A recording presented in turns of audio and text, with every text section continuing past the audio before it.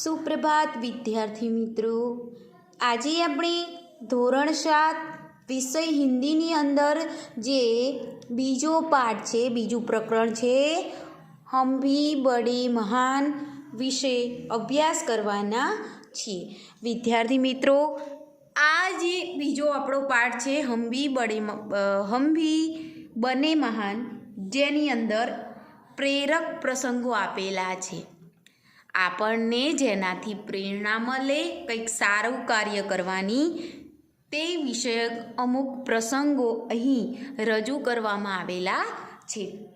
વિદ્યાર્થી મિત્રો, મહાન વ્યક્તિઓમાં કંઈક વિશેષ ગુણો રહેલા હોય છે. એમ કોઈ મહાન બની જતો નથી.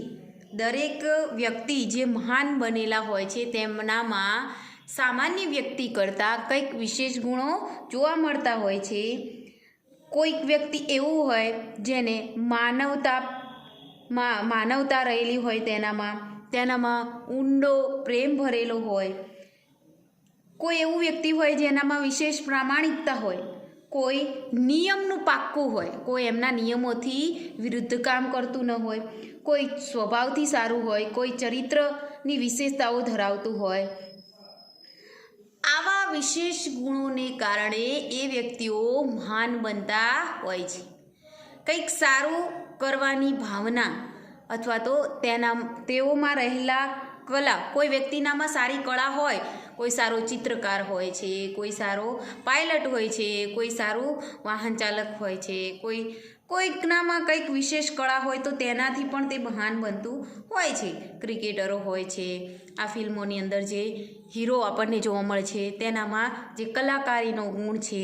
તો આવી રીતે વિશેષતા ધરાવતા વ્યક્તિઓ, વિશેષ ગુણ ધરાવતા વ્યક્તિઓ મહાન બનતા જોવા મળે છે. લેખક હોય, જે વૈજ્ઞાનિકો હોય છે, વેપારીઓ હોય છે, તો દરેકનામાં કંઈક ને કંઈક વિશેષતાઓ ધરાવતા ગુણ હોય.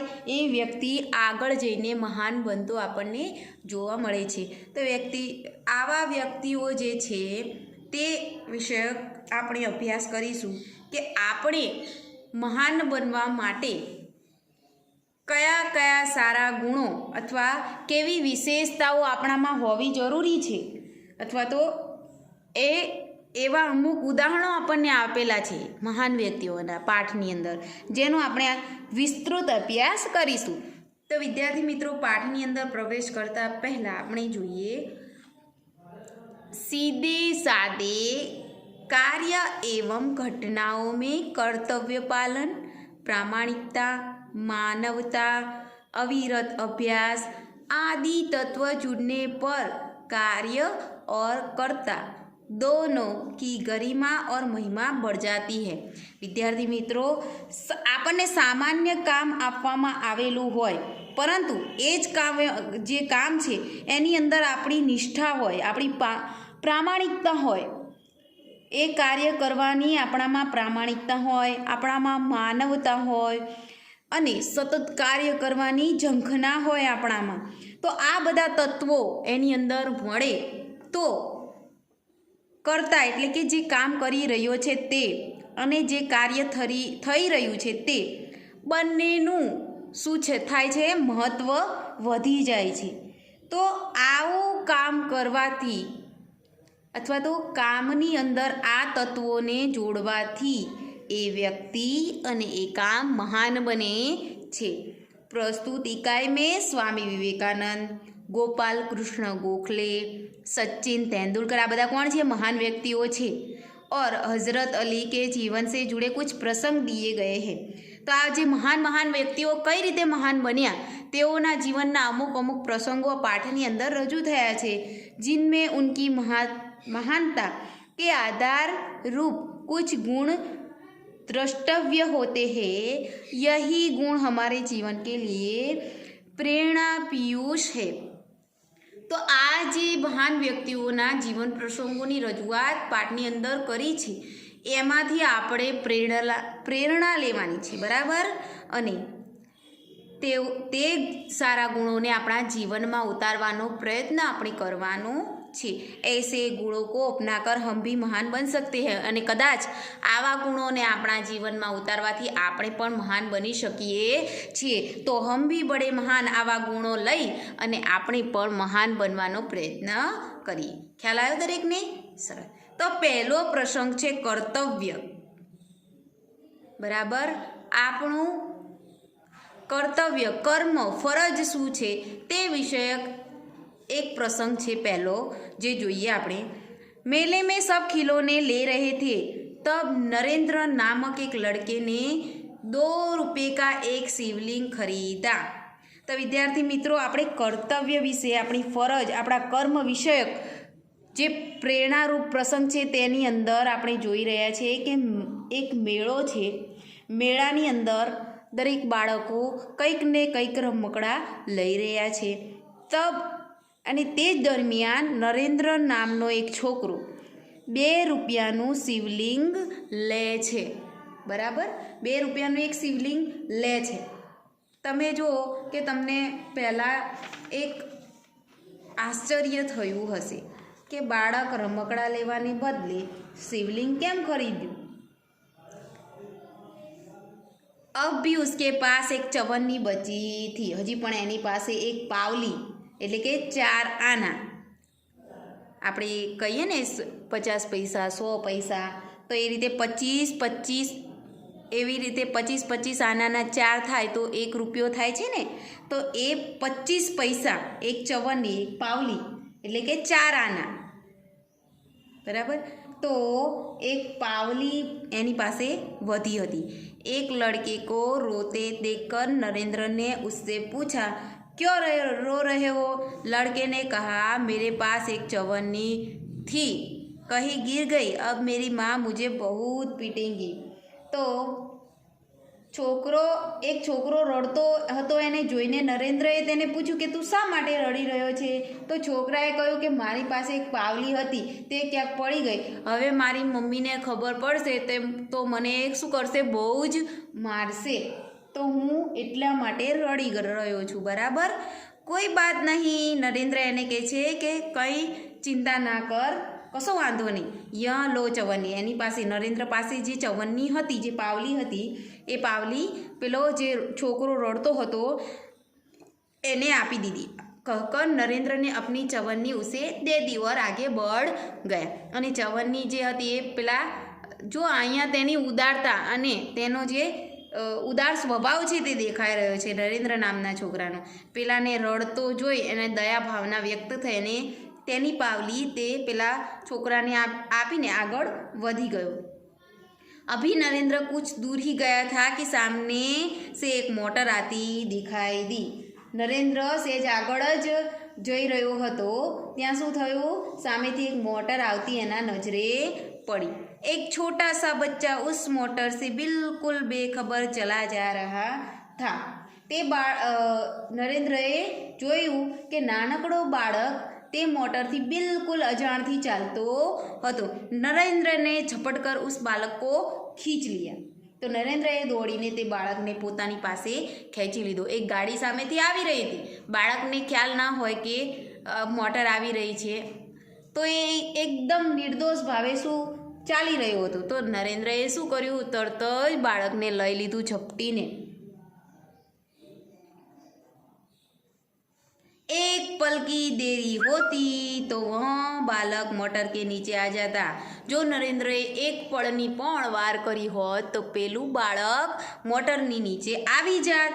इस झपटने की क्रिया में नरेंद्र के हाथ से शिवलिंग छूटकर गिर गया और टूट गया। जो બધા બાળકો રમકડા લઈ રહ્યા હતા ત્યારે જ નરેન્દ્રએ શું લીધું હતું? शिवलिंग खरीदा था। कितने रुपये का? 2 रुपये का। लेकिन उस बालक को बचाने की घटना के अंदर उसके हाथ से शिवलिंग गिर गया और टूट गया। इस दौरान इकट्ठे हुए लोगों में से किसी ने कहा, बेचारे का नुकसान हो गया, कितने चाव से खरीदा था शिवलिंग। तो आ शिवलिंग पड़ी गયું એટલે પેલા બાળકને ઝપટવાની ક્રિયામાં ઘટનામાં બધા બહુ જ માણસો ભેગા થઈ ગયા હતા।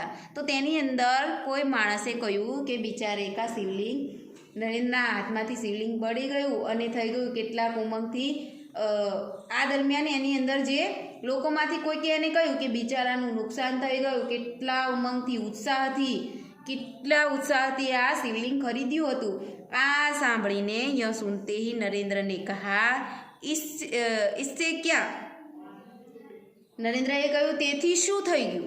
इस बालक की जान बचाना मेरा पहला कर्तव्य है। जो એની ઉદારતા અને તેનું કર્તવ્ય પાલન કહે છે કે એમાં શું થઈ ગયું? આ બાળકનો જીવ બચાવવો એ મારી પહેલી ફરજ હતી। શિવલિંગ પડવાથી કંઈ નુકસાન થયું નથી, પરંતુ જો બાળકને નુકસાન થયું હોત, બાળકને વાગ્યું હોત તો એ નુકસાન કહેવાય। કર્તવ્ય મારું પહેલાં એ હતું કે હું બાળકનું રક્ષણ કરું। वस्तु से भी व्यक्ति का जीवन ज़्यादा महत्वपूर्ण है। वस्तु करता व्यक्तिનું જીવન વધારે મહત્વપૂર્ણ છે। જો આ મહાન વ્યક્તિની મહાન ઉદારતા અહીંયા આપણને જોવા મળે છે। તેનામાં કેવા ગુણો રહેલા છે, તેના કર્તવ્ય પ્રત્યેની તેની નિષ્ઠા રહેલી છે। वस्तु से भी व्यक्ति का जीवन ज़्यादा महत्वपूर्ण होता है। मानवता सबसे ऊपर है। અને માણસે માણસની કદર કરવી, માણસે માણસનું મહત્ત્વ કરવું, માણસાઈ આપણામાં હોવી એ સબસે બધા ધર્મોથી, બધાય ફરજથી, બધાથી ઉપર રહેલું છે। માનવતા સર્વશ્રેષ્ઠ ધર્મ છે એવું કહેવાય છે ને। માણસે માણસને સમજવું જોઈએ, માણસે માણસાઈ ક્યારેય છોડવી જોઈએ નહીં। बचपन से ही ऐसे ख्यालात रखने वाला नरेंद्र आगे चलकर स्वामी विवेकानंद के नाम से प्रसिद्ध हुआ। तो विद्यार्थी मित्रों, आ जे बाळक हतो ए कोण हतुं? विवेकानंद। આપણે કહે છે ને સ્વામી વિવેકાનંદ, જે મહાન વ્યક્તિઓમાં જેમનું નામ છે એ આ નરેન્દ્ર, જેનું બાળપણનું નામ હતું નરેન્દ્ર, એ આગળ વધીને આવા સારા કર્મોના કારણે શું બન્યા? સ્વામી વિવેકાનંદ બની ગયા। તો વિદ્યાર્થી મિત્રો, આ કર્તવ્ય પાલન, કર્તવ્ય પ્રત્યેની જે નિષ્ઠા છે તે ગુણ ખૂબ જ આવશ્યક છે મહાન બનવા માટેનું। બરાબર? તો મહાન બનવા માટે આપણામાં આ પ્રસંગ દ્વારા તમને શું શિખામણ મળી? કે દરેક વ્યક્તિએ પોતાના કર્તવ્યને સમજવું જોઈએ અને તેમની પહેલી ફરજ જે છે તે નિભાવવી જોઈએ અને પોતાના કર્તવ્ય પ્રત્યે નિષ્ઠાવાન રહેવું ખૂબ જ જરૂરી છે। અને દરેક માણસનામાં માનવતા હોવી પણ ખૂબ જ જરૂરી છે। તો વિદ્યાર્થી મિત્રો, આ હતો સ્વામી વિવેકાનંદના જીવન પ્રસંગ, બરાબર, જેની અંદર આપણને કર્તવ્ય વિશેની જે છે તે પ્રેરણા મળે છે, બરાબર। હવે આપણે આગળનો પ્રસંગ જોઈએ, નિયમ સબકે લીએ હૈ। આ ખૂબ જ આવશ્યક અને ખૂબ જ જરૂરી, જે મારા મતે હું કહું તો નિયમ સબકે લીએ હૈ, તો આ જે ગુણ છે તે દરેકનામાં હોવો ખૂબ જ જરૂરી છે, બરાબર। તો એના વિશે એક પ્રસંગ આપણે પાઠની અંદર જોઈએ, જેની અંદર આપણને જોવા મળશે કે હાઈસ્કૂલના સમારંભની અંદર મુખ્ય દ્વાર પર સ્વયંસેવકની નિમણૂક કરવામાં આવી હતી। તેને કામ સોંપવામાં આવ્યું હતું કે આવનારા અતિથિઓ જે આવતા હોય એમને સમાગૃહમાં યોગ્ય સ્થાને બેસાડવા। સમારંભનું મુખ્ય અતિથિ કોણ હતું? ન્યાયાધીશ મહાદેવ ગોવિંદ રાનડે હતા। મહાદેવ ગોવિંદ રાનડે જે મુખ્ય અતિથિ હતા। જેવા જ તેઓ વિદ્યાલયના દ્વાર પર પહોંચ્યા તો સ્વયંસેવકે તેમને અંદર પ્રવેશતા વિનયપૂર્વક પૂછ્યું કે નિમંત્રણ પત્ર બતાવો, બરાબર। તો એ નિયમ હતો કે અંદર પ્રવેશની અંદર કોઈ પણ વ્યક્તિ પ્રવેશ માંગે ત્યારે એમને નિમંત્રણ પત્ર બતાવો। તો બેટા, એણે કહ્યું કે મારી પાસે નથી, તો ક્ષમા કરો, ત્યારે આપ અંદર પ્રવેશ નહીં કરી શકો, એવું સ્વયંસેવકે નમ્રતાપૂર્વક તેને કહ્યું। તો તેમ રાનડેને જોઈને દ્વાર પર સ્વાગત સમિતિના કેટલાક સદસ્યો આવ્યા અને તેમને મન તરફ લઈ જવાનો પ્રયત્ન કર્યો, પરંતુ જે પેલો સ્વયંસેવક હતો જેને આ કામ સોંપવામાં આવ્યું હતું, તો એણે કહ્યું કે શ્રીમાન, મારા કામમાં જો સ્વાગત સમિતિના સદસ્યો જ વિઘ્ન નાખશે તો હું પોતાનું કર્તવ્ય કેવી રીતે કરી શકીશ? કોઈ પણ અતિથિ હોય તેની પાસે નિમંત્રણ પત્ર હોવું જ જોઈએ। ભેદભાવની નીતિ મારાથી સહન નહીં થાય। આ સ્વયંસેવક આગળ જતાં ગોપાલકૃષ્ણ ગોખલેના નામથી પ્રસિદ્ધ થયા। તે કોણ હતું? તે સ્વામી વિવેકાનંદના ગુરુ હતા, બરાબર। તો આ જે મહાન મહાન વ્યક્તિ હતા ગોપાલ કૃષ્ણ ગોખલે. તો તેમના જીવનનો એ પ્રસંગ છે કે તેઓ નિયમ એટલે નિયમ દરેક માટે એક જ હોય છે, પછી એ ગમે તે વ્યક્તિ કેમ ના હોય. બરાબર. તો હવે આપણે એ પ્રસંગ જોઈશું.